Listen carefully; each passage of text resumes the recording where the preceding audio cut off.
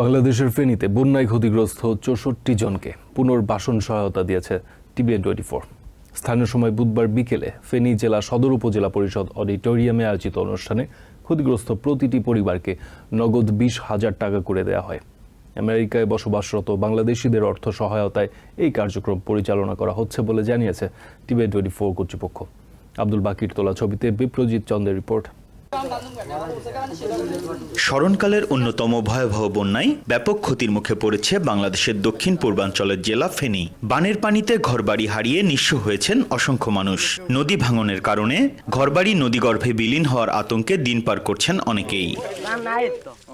মুসাফর ব্রিজটা ভাঙার কারণে ভাঙার কারণে এটা সব বিলীন হয়ে যাচ্ছে। এটা কিন্তু এভাবে থাকবে না, এটা যাবে আরো এদিকে আরো আগে তিনবারই এরকম ভাঙছে। সেখানে খারাপ হয়ে ভাঙিয়ে চলে যাইতেছে।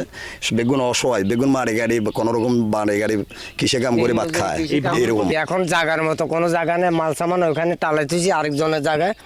আমি একটু সার্ভে করি ওখানে আবহাওয়া রশি এগিয়ে। বন্যায় ক্ষতিগ্রস্তদের পুনর্বাসনের উদ্যোগ নেয় নর্থ আমেরিকা ভিত্তিক টেলিভিশন চ্যানেল TVN24। সাহায্যে এগিয়ে আসেন আমেরিকায় বসবাসরত বাংলাদেশিরা। নিজেদের সামর্থ্য অনুযায়ী $1 থেকে শুরু করে $1,500 পর্যন্ত অনুদান দেন তারা। সব মিলিয়ে সংগৃহীত হয় $16,000 বাংলাদেশি মুদ্রায়, যার পরিমাণ প্রায় 20 লাখ টাকা।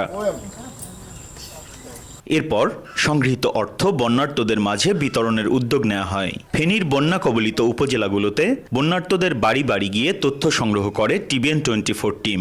খুঁজে বের করা হয় প্রকৃত ক্ষতিগ্রস্তদের।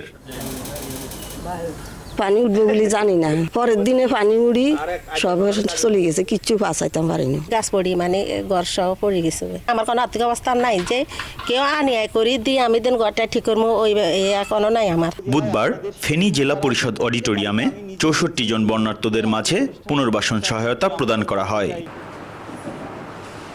এ সময় বন্যায় ভয়াবহ অভিজ্ঞতার কথা তুলে ধরেন আক্রান্তরা। ত্রাণ সহায়তা হস্তান্তর অনুষ্ঠানে অংশ নিয়ে ফেনীতে বন্যা দুর্গতদের পুনর্বাসনে নেয়া সরকারের নানা উদ্যোগ তুলে ধরেন বক্তারা।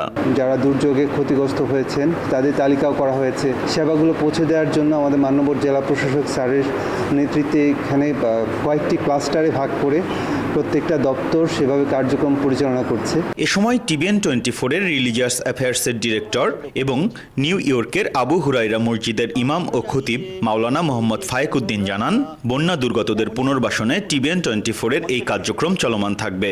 বিভিন্নভাবে নিউ ইয়র্ক, বিশেষ করে আমেরিকাতে স্বাভাবিক পর্যায়ে, সাধারণ পর্যায়ে এত অভূতপূর্ব সারা লাভ হয়েছে।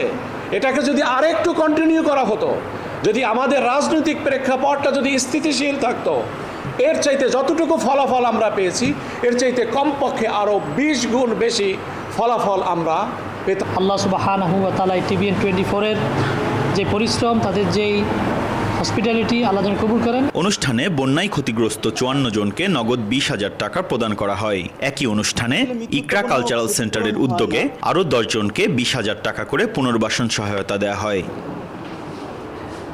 এ সময় পুনর্বাসন সহায়তা পেয়ে স্বস্তি জানান বন্যা দুর্গতরা। চলমান কার্যক্রমের ধারাবাহিকতায় পরবর্তীতে নোয়াখালী ও লক্ষ্মীপুর জেলায় বন্যার্তদের পুনর্বাসন সহায়তা দেওয়া হবে বলে জানিয়েছে TVN24 কর্তৃপক্ষ। বিপ্রজিৎ চন্দ্র, TVN24 ফেনী। নিউ ইয়র্ক থেকে সম্প্রচারিত TVN24 টেলিভিশন বিশ্বজুড়ে বাঙালির কণ্ঠস্বর।